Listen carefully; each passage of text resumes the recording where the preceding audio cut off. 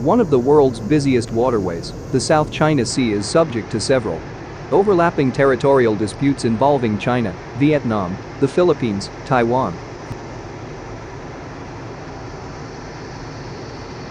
The conflict has remained unresolved for decades, but has more recently emerged as a flashpoint in China-US relations in Asia. This is the analysis about the territorial disputes in South China Sea.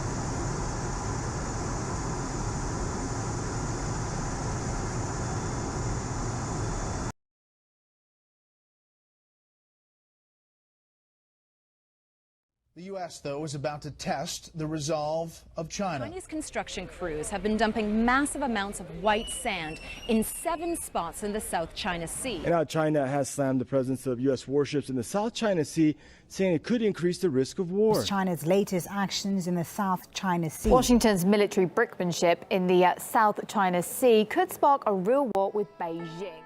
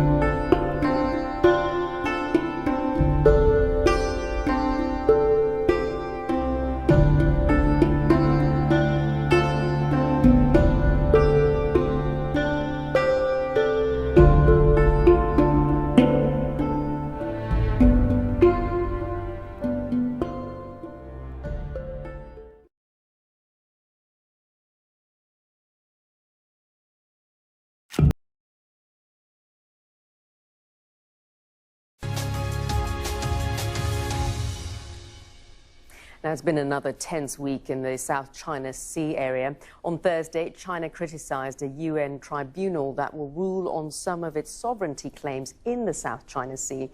Now, foreign ministry officials said the case amounted to forced arbitration. Everyone must abide by the laws and the facts. Some people are trying to change the concept stealthily to confound right and wrong and black and white. They may be able to mislead public opinion for some time, but eventually lies are lies, and even repeated 1,000 times will not become truth. Well, this week, the US and China accused each other of contributing to the increased militarization of the region when a US warship sailed close to Fiery Cross Reef, a disputed area. Well, we can cross now to Sydney and speak to Aaron Connolly, who's a research fellow in the East Asia program at the Lowy Institute for International Policy. Welcome to the program. Now, what do you make of China's stance, and could this potentially lead to some militarized action in the region? Well, China has long said that it will not abide by the tribunal's ruling in this case. It says that the tribunal doesn't have jurisdiction. And in recent months, it's gone around to some of the countries with which it has a strong financial relationship, Cambodia, Laos, Fiji, and countries in a weaker position like Yemen, and received some support for that position. But most international lawyers agree that in this case, the tribunal does have jurisdiction.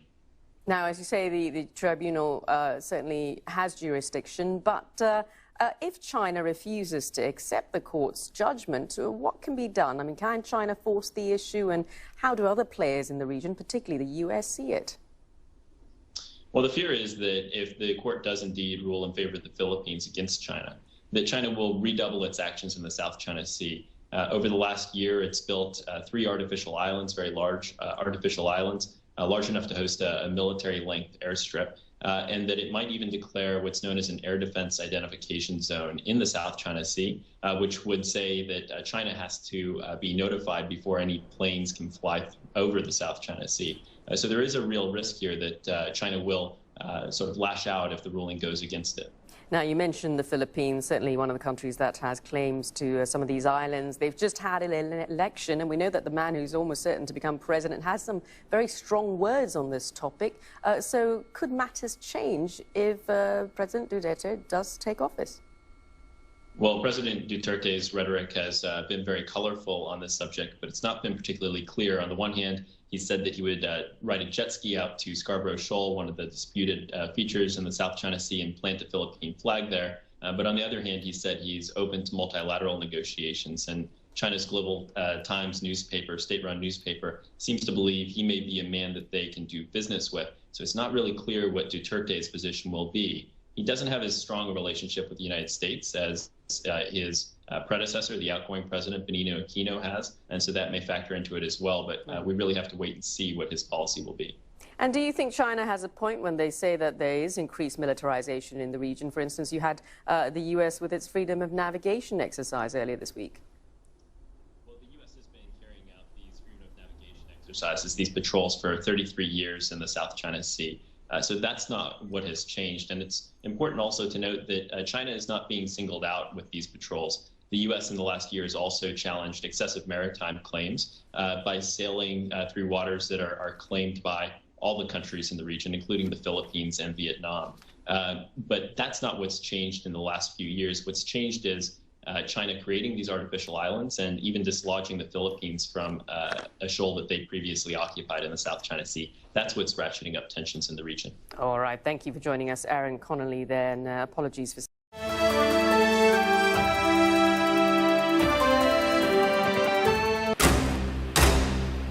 Two days after monitoring a provocative U.S. warship transit in the Taiwan Straits, Chinese People's Liberation Army, PLA, forces drove away the same U.S. vessel which intruded Chinese territorial waters in the South China Sea, on Thursday.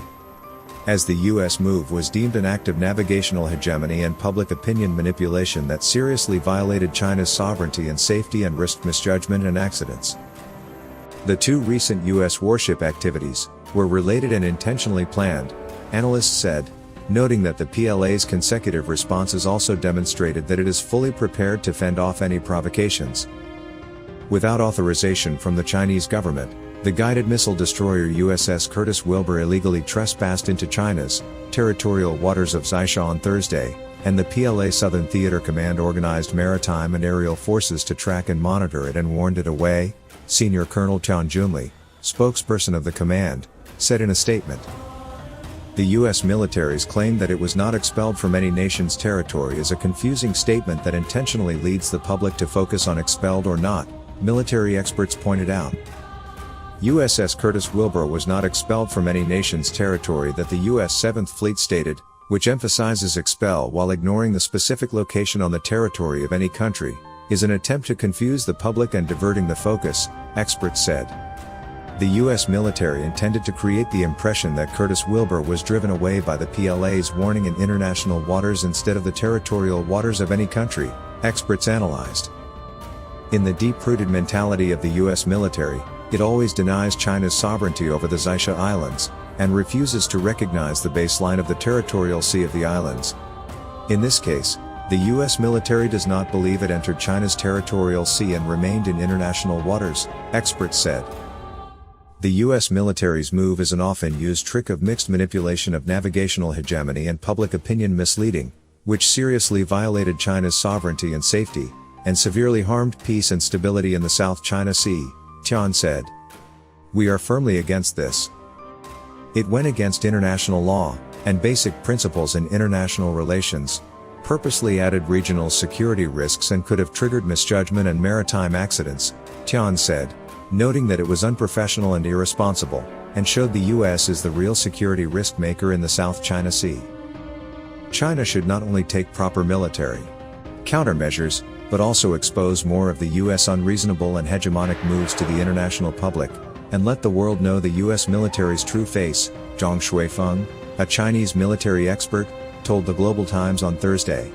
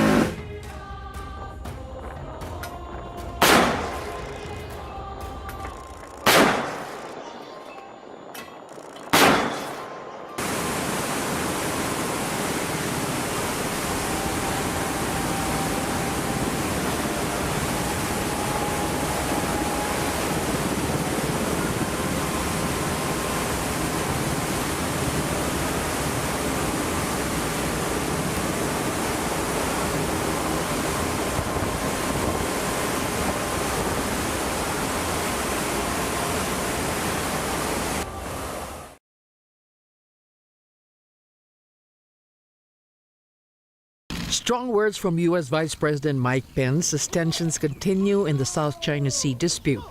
He says the South China Sea does not belong to any nation, adding the United States will continue to sail and fly wherever international law allows.